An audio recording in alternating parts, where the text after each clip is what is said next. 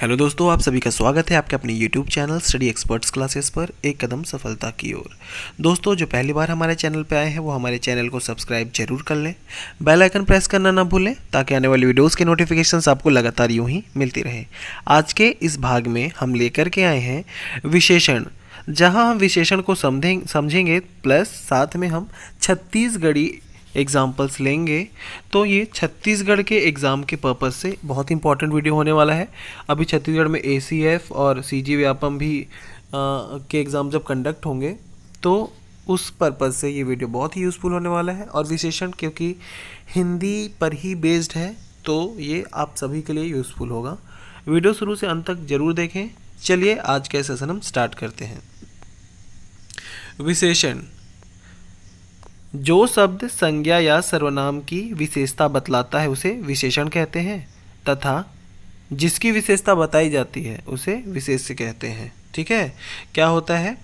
संज्ञा या सर्वनाम की विशेषता जो बतलाता है उसे विशेषण कहते हैं तथा जिसकी विशेषता बताई जाती है उसे विशेष्य कहते हैं। विशेषण के 4 भेद होते हैं। ठीक है, 4 प्रकार बोल सकते हैं। ठीक है, विशेषण के भेद के पहला है गुणवाचक विशेषण, दूसरा है परिमाणवाचक विशेषण, तीसरा है आपका संख्यावाचक विशेषण तथा चौथा है आपका तुलनात्मक विशेषण।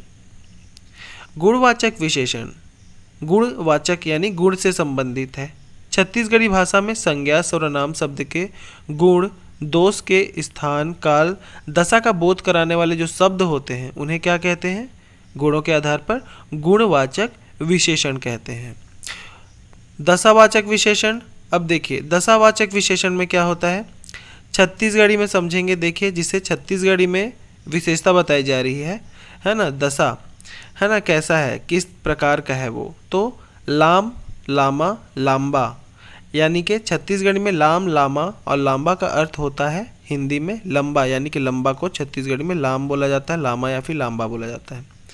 अब जिन शब्दों को, जैसे कि छत्तीसगढ़ में दुबला को दूबर बोला जाता है ना, ये विशेषता है किसी की भी, मतलब दशा बताते हैं। पातर यानी कोई व्यक्ति पातर है यानी पतला है। चाकर या चकरा मतलब कोई चौड़ा इंसान है। छोटका यानी कि छोटा इंसान है, छोटकी या छोटे। तो ये हो गया दशा पर आधारित। ठीक है, दिशावाचक विशेषण, ठीक है, दिशा बताने पर, जैसे देखिए बुड़ती, एक दिशा के छत्तीसगढ़ी में बुड़ती का अर्थ होता है पश्चिम, पश्चिम दिशा को बुड़ती बोला जाता है। उगती यानी जिधर से सूर्य निकलता है यानी पूर्व दिशा।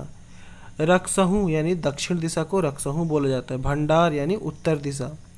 जेवनी यानी दायां, ठीक है, डेरी यानी बायां। तो ये क्या हो रहा है, देखिए दिशावाचक है, दिशा पर आधारित है और ये दशावाचक था। ठीक है, समझेंगे इसी प्रकार से। आगे देखते हैं, रंगवाचक विशेषण को समझेंगे। रंगवाचक विशेषण यानी रंग पर आधारित, जैसे छत्तीसगढ़ी में करिया मतलब होता है काला रंग, पिंवरा यानी पीला रंग, कारी यानी काली, जैसे कि कोई लड़की अगर काली है तो उसे छत्तीसगढ़ी में कारी लड़की बोलते हैं। लाली मतलब लाल रंग, धवरा यानी सफ़ेद रंग छत्तीसगढ़ी में। ठीक है, तो ये रंगवाचक विशेषण यानी कि विशेषता इस तरीके से बताई जाती है। उसके बाद है आपका स्थानवाचक विशेषण, यानी कि स्थान के आधार पर, जैसे ऊंचा स्थान, नीचा स्थान, है ना, बाहर और अंदर। तो छत्तीसगढ़ी में ऊंच मतलब ऊंचा, नीच यानी नीचा, खाल्हे यानी नीचे, बाहिर यानी बाहर और भीतर यानी अंदर। कालवाचक विशेषण को समझेंगे। कालवाचक यानी कि जैसे कि समय बताता है, जैसे कि काले यानी कि कल की बात, आजे मतलब आज की बात, अभिच मतलब अभी की बात, तथा परन दिन यानी आने वाले कल के या फिर बीता हुआ कल की बात, उसको भी परन दिन बोलते हैं। ठीक है, मोस्टली इसको आने वाले कल के जो दिन है उसको परन दिन बोलते हैं। ठीक है, आगे जानेंगे संख्यावाचक विशेषण। जो शब्द संज्ञा या सर्वनाम के संख्या संबंधित विशेषता का बोध कराते हैं उसे संख्यावाचक विशेषण कहते हैं। 5 बछर 12 बाट, सब्बो कोनो आदि। ठीक है, तो इसका मतलब 5 बछर यानी 5 वर्ष, 12 बाटा मतलब 12 गुना या फिर हिस्सा, सबो कोनो यानी सभी लोग। तो क्या है यहाँ पे संख्यावाचक, संख्या को बताया जा रहा है। ठीक है, जस्ट फॉर एन एग्जाम्पल, संख्यावाचक के भी एग्जाम्पल बाद में समझेंगे। अभी उसके जो प्रकार है वो समझ लेते हैं। दो प्रकार के होते हैं, निश्चित संख्यावाचक और अनिश्चित संख्यावाचक। तो पहले हम निश्चित संख्यावाचक को समझेंगे। पहले हम निश्चित संख्यावाचक को जानेंगे। ठीक है, इसके अंदर में होता है गणनावाचक, क्रमबोधक, आवृत्ति तथा बोधक। ठीक है, एक एक करके जानेंगे। पहला हम समझेंगे गणनावाचक को।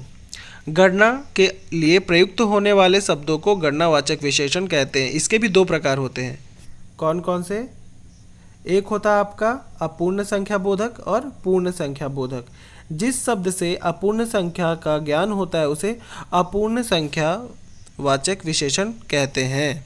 ठीक है, जैसे अपूर्ण के अपूर्ण रूप जैसे ही आधा, ठीक है, पौना, है ना, सवैया यानी सवा, डेढ़वा, अढ़ैया, अढ़ाई, आउट इत्यादि। पूर्ण संख्या बोधक, गणना के लिए प्रयुक्त होने वाले जिस शब्द से पूर्ण संख्या का ज्ञान होता है उसे पूर्णतावाचक विशेषण कहते हैं। जैसे 1, 2, 3, 4, 10, 20, ये क्या पूर्ण संख्या के बारे में कह रहा है। ठीक है, तो ये आधा या हाफ की बात ही नहीं हो रही है, तो ये हो गया पूर्ण संख्या बोधक विशेषण। क्रम बोधक, पहली या पहला, दूसरी या दूसरा, तीसरा, ये क्रम को बता रहा है, तो ये हो गया क्रम बोधक विशेषण। ठीक है, अब आवृत्ति क्या? आवृत्ति बोध, जहाँ आवृत्ति का के बारे में बात हो, जैसे 1 बार, 2 बार, 3 बार, 4 बार। ठीक है, समुदाय बोधक को समझेंगे। छत्तीसगढ़ी में इसका प्रयोग मूलतः जोड़ा जोड़ी, जोड़ा जोड़ी अर्थात युग्मों की बात हो रही है। गंडा या कोरी यानी कि 20 की संख्या को कोरी बोला जाता है। ठीक है, ध्यान रखेंगे, कोरी मतलब होता है, एक कोरी मतलब 20 की संख्या। खांडी यानी अनाज की माप जिसमें 20 काठे होते हैं। सैकड़ों मतलब 100। ठीक है, 1 से 9 तक के मूल अंकों के साथ सरी या हरी प्रत्यय लगाकर भी समूहवाचक विशेषण के रूप में प्रयोग किया जाता है। ठीक है, जैसे एक सरी यानी कि एक हरा, दुहरी यानी दोहरी, तिहरी तिहरा आदि, है ना। तो ये क्या एक समुदाय को बता रहा है। शिक्षा के बदलते प्रचार, प्रकार, प्रसार, है ना, के कारण अब इनका रूप जो है हिंदी के समान दोनों यानी दोनों, तीनों यानी तीनों, चारों, पांचों आदि के समान होने लगा है। समुच्चय बोधक, जहाँ समुच्चय का बोध हो, 2 गुना, 3 गुना, 4 गुना, 4 गुना, 5 गुना इत्यादि, तो समुच्चय बोधक।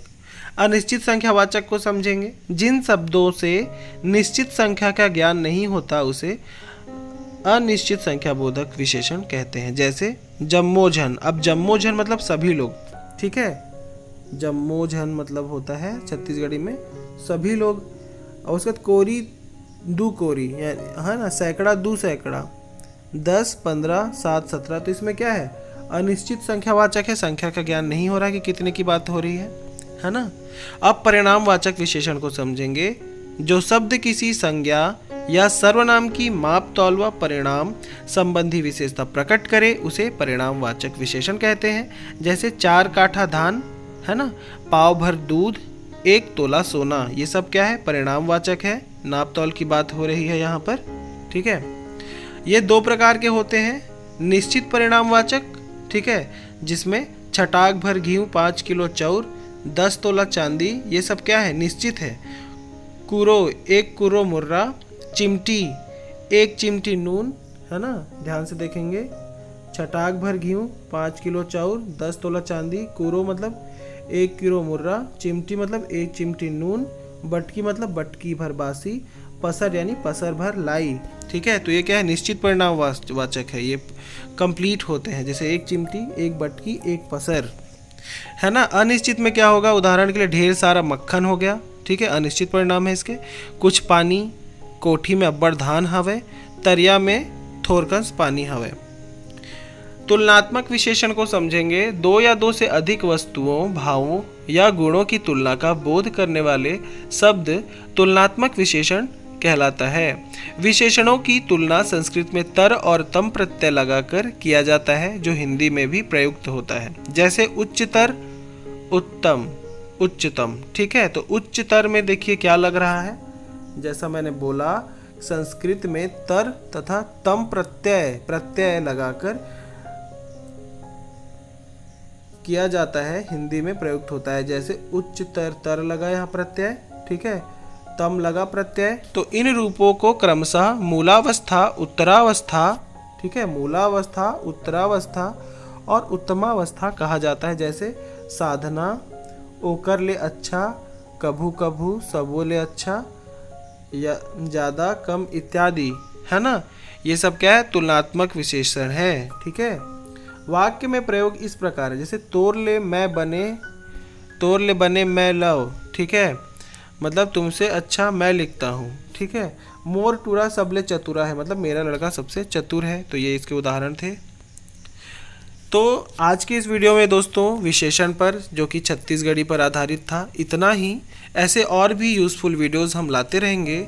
जो हमारे चैनल पर पहली बार विजिट किए वो हमारे चैनल को प्लीज़ सब्सक्राइब करना ना भूलें, अपने दोस्तों से भी शेयर करें और हमें जितना हो सके उतना मोटिवेट करें ताकि और भी ऐसे वीडियोज़ हम ला सकें। कमेंट बॉक्स में कमेंट करना ना भूलें, है ना। हमारे स्टडी एक्सपर्ट्स क्लासेस को इससे जुड़े रहने के लिए धन्यवाद और इसे लाइक करना ना भूलें, ठीक है। शेयर ज़रूर करें अपने दोस्तों के साथ में। Thanks for watching. आपका दिन शुभ हो।